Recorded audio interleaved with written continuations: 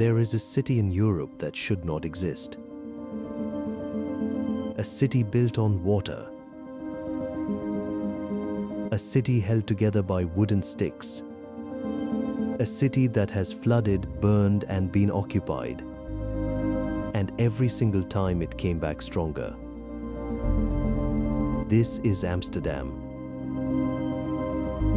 In the eyes of wonders of heaven, today we discover Amsterdam, and it is nothing like what you think. Most people picture canals, bicycles, tulips, and yes, all of that is true. But Amsterdam is also one of the most quietly revolutionary cities in history. A city that invented the modern stock market. A city that gave shelter to the persecuted. A city that once became the most powerful trading port on earth.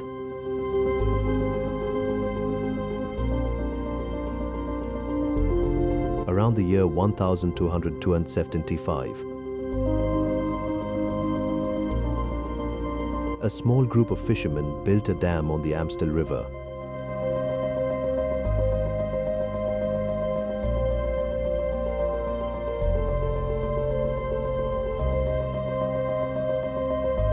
They wanted to stop flooding and to live on. They called it Amstel Redame. Over time, that name became Amsterdam, from a fishing dam to a global empire. That is this city's story. But before Amsterdam became great,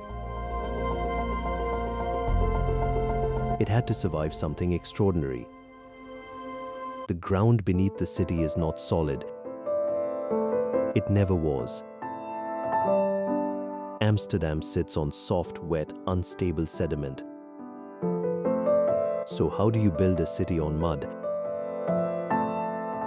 You drive wooden poles deep into the ground until they reach solid sand far below. Then you build on top.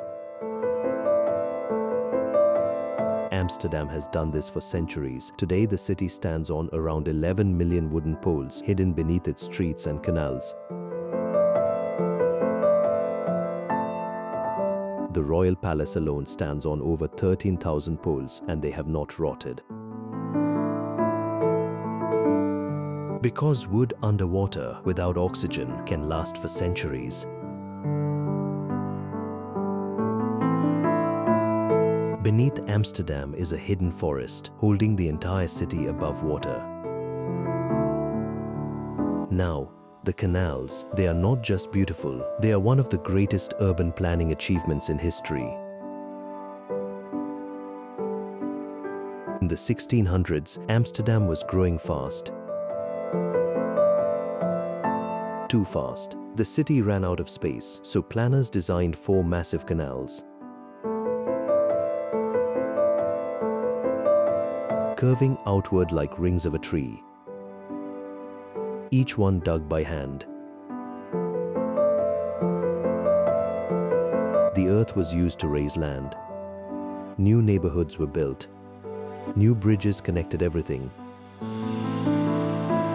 When it was finished, Amsterdam had over 100 kilometers of canals and more than 1,500 bridges, a design so effective it still exists today.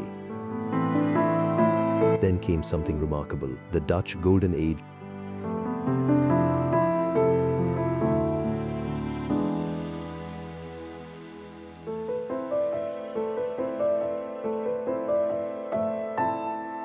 A small nation became the world's dominant trading power.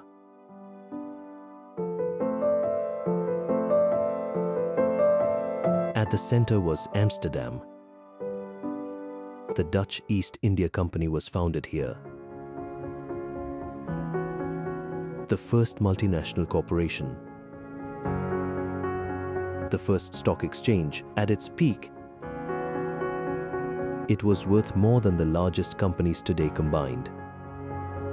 Ships traveled across the globe, bringing back spices and goods of enormous value. Amsterdam grew rich. and the city you see today began to take shape. Tall, narrow houses lined the canals with hooks at the top.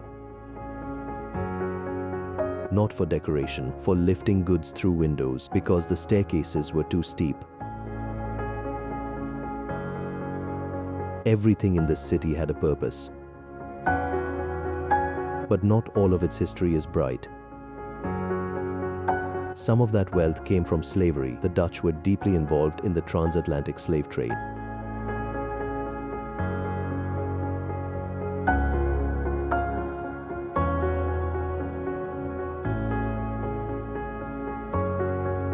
Amsterdam acknowledges this because history is never simple. Now, walk through the city, start at Central Station, built on thousands of wooden poles, cross the water to Dam Square. The birthplace of Amsterdam stand there, and you stand where it all began. Nearby is the museum quarter home to some of the greatest art in the world. The Rijksmuseum, filled with centuries of history, and masterpieces like the Night Watch. Then the Van Gogh Museum, dedicated to a man who sold only one painting in his lifetime and became one of the most famous artists ever. Then there is a quiet house on a canal, unremarkable from the outside, but inside a hidden space where Anne Frank and her family hid during the war. She wrote a diary. It became one of the most read books in the world. Some places are not just visited, they are felt. Now something lighter. Amsterdam runs on bicycles. More bikes than people, hundreds of kilometers of cycle paths. And every year, thousands of bicycles end up in the canals, along with objects from centuries past. The canals are a hidden archive of history. Amsterdam is a city built against the odds, on unstable ground with limited resources, threatened constantly by water, and yet it became a global powerhouse, a center of art, a refuge, a place of innovation. It gave the world the stock market, it gave the world great artists, it gave the world stories that still matter. It began with a dam on a river, and after 750 years, Amsterdam is still standing, still building, still surprising, still refusing to be ordinary.